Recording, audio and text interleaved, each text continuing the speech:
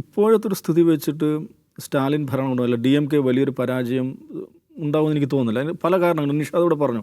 ഒന്നാമത് അവർക്ക് വളരെ കൊഹസീവായുള്ള ഐഡിയോളജിക്കലി വളരെ സ്ട്രോങ് ആണ്. ഈ Dravidian politics, Dravidian development model എന്നൊക്കെ പറഞ്ഞിട്ടുള്ള ഐഡിയോളജിക്കലി വളരെ സ്ട്രോങ് ആയിട്ടുള്ളൊരു ബേസ് അവർക്കുണ്ട്.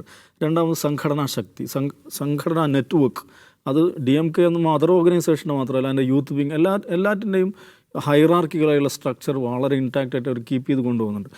മൂന്നാമത്തത് ഈ ഐഡിയോളജി മാത്രം ഉണ്ടായപ്പോൾ അവരുടെ ഗവൺമെൻറ്റിൻ്റെ പെർഫോമൻസ് എന്നുള്ളത് നോക്കൂ. ഇന്നും കേന്ദ്രത്തിൻ്റെ ഭാഗത്തു നിന്നുള്ള എന്തെല്ലാം മുടക്കുകൾ, ഗവർണറെ വെച്ചുകൊണ്ടുള്ള കേന്ദ്രത്തിൻ്റെ പല സമീപനങ്ങൾ വെച്ചുകൊണ്ട് നിരന്തര മുടക്കുകൾ ഉണ്ടാക്കിയിട്ടും ഇന്നും ഈ ഇന്ത്യയിലെ ഏറ്റവും സാമ്പത്തിക വളർച്ചയുള്ള സംസ്ഥാനമാണത്. സാമ്പത്തിക വളർച്ചയുടെ കണക്കെടുത്ത് കഴിഞ്ഞാൽ ഇന്ത്യയിൽ നമ്പർ 1 ആയിട്ട് സ്റ്റാലിൻ്റെ തമിഴ്നാടാണ് നിൽക്കുന്നത്. കേന്ദ്രവുമായിട്ട് ഫൈറ്റ് ചെയ്തുകൊണ്ടിരിക്കുന്ന സംസ്ഥാനമാണ്.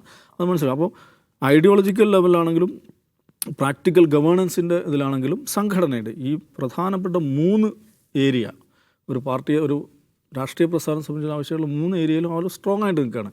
നാലാമത്തെ പ്രധാനപ്പെട്ട ഒരു ഘടകമുണ്ട്. ഇത്രയും സ്ട്രോങ് ആയിട്ടുള്ള നമ്പർ 1 പാർട്ടി ആയിരിക്കുമ്പോഴും അവർ വിശാലമായ മുന്നണി എന്ന് പറയുന്ന ഈ മുന്നണി രാഷ്ട്രീയത്തിനും പ്രാധാന്യം കൊടുക്കുന്നുണ്ട്. നോക്കൂ, അവിടുത്തെ മുന്നണി DMK മുന്നണി എന്ന് പറഞ്ഞാൽ ആരൊക്കെയാണുള്ളത്? ഇവിടെ CPMകാരെന്താ പ്രചരിപ്പിക്കുന്നത്?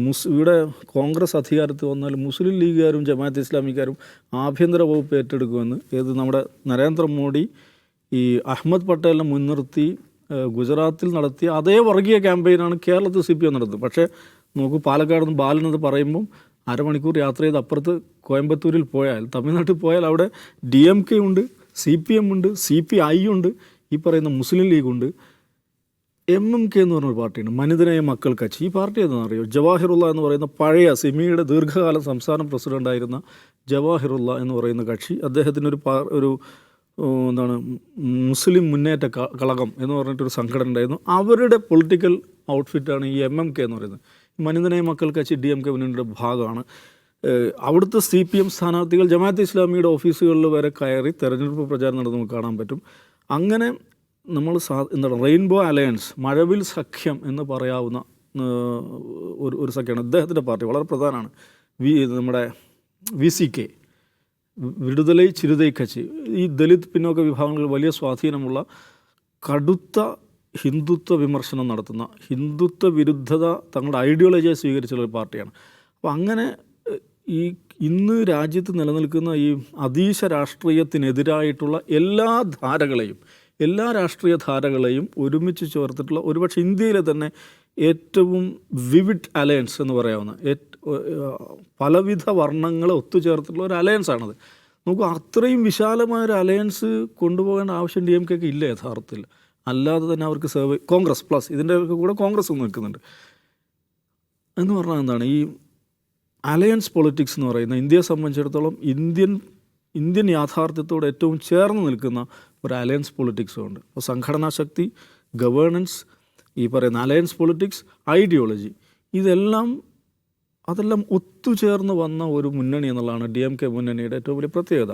അപ്പോൾ അതുകൊണ്ട് എന്തെങ്കിലും നൽകുന്ന വലിയ പ്രഹരം ഈ തെരഞ്ഞെടുപ്പിൽ ഉണ്ടാകുമെന്ന് എനിക്ക് തോന്നുന്നില്ല. പക്ഷേ അതേസമയം TVക്ക് മോശമാവുന്ന, TVക്ക് നന്നായിട്ട് പെർഫോം ചെയ്യാൻ സാധ്യത ഞാൻ കാണുന്നൊരു സെനാരിയോ ഈ പറയുന്ന DMK അലയൻസ് തുടരുകയും TVക്ക് ഒരു പ്രധാന പ്രതിപക്ഷ കക്ഷിയായി വരികയും ചെയ്യുന്ന ഒരു സെനാരിയോ ആയിരിക്കും. അത് വളരെ ഗുണകരമായ, വളരെ പോസിറ്റീവായ സംഗതിയായിട്ട് കാണുന്നത്. എനിക്ക് വിജയെ സംബന്ധിച്ചിടത്തോളം വിജയ് പൊളിറ്റിക്കലി മെച്ചുവർ ആയി കഴിഞ്ഞിട്ടില്ല. കീഴിറങ്ങി എന്ന് പറഞ്ഞില്ലേ, കീഴേക്ക് വരണം, കുറച്ച് കീഴേക്ക് വരണം. മുഖ്യമന്ത്രി ആകാനായിട്ടില്ല. ഒരു പ്രതിപക്ഷ നേതാവായിട്ട് പെർഫോം ചെയ്ത് ഈ പരിചയങ്ങൾ നോക്കൂ. അദ്ദേഹത്തിൻ്റെ രാഷ്ട്രീയ പരിജ്ഞാനത്തിൻ്റെ കുറവ് എന്താണെന്ന് നമ്മൾ ഈറോട് കണ്ടതാണ്. ഇത്രയും വലിയൊരു ദുരന്തം ഉണ്ടായപ്പോൾ ആ മനുഷ്യർ അതിനോട് അഡ്രസ്സ് ചെയ്യാൻ പറ്റിയില്ല. എന്ത് ചെയ്യുന്നപ്പോൾ വണ്ടി കയറി ചെന്നൈക്ക് പോവുകയാണ് ചെയ്യുന്നത്. മാധ്യമങ്ങളോട് സംസാരിക്കാൻ പറ്റുന്നില്ല. എന്താണ് സംഭവിച്ചതെന്ന് പറയാൻ പറ്റില്ല. ഇതിൽ പരിക്ക് പറ്റിയവരെ സന്ദർശിക്കാൻ പോലും, കാരണം that was not in the സ്ക്രിപ്റ്റിന് പുറത്തൊരു കാര്യം ചെയ്യാൻ പറ്റാത്ത വിധം ഈ രാഷ്ട്രീയ പരിചയത്തിൻ്റെ അഭാവം ഉണ്ടായിരുന്നു. പക്ഷെ അതൊക്കെ നേടിയെടുക്കേണ്ടതുണ്ട്. ആ നിലക്ക് നോക്കുകയാണെങ്കിൽ തമിഴ്നാടിന് മികച്ച ഒരു ഭാവി രാഷ്ട്രീയം സംഭാവന ചെയ്യുന്ന ഒരാളായി എന്നുള്ള നിലക്കായിരിക്കും വിജയ് അടയാളപ്പെടുത്തപ്പെടുക എന്ന് എനിക്ക് തോന്നുന്നു.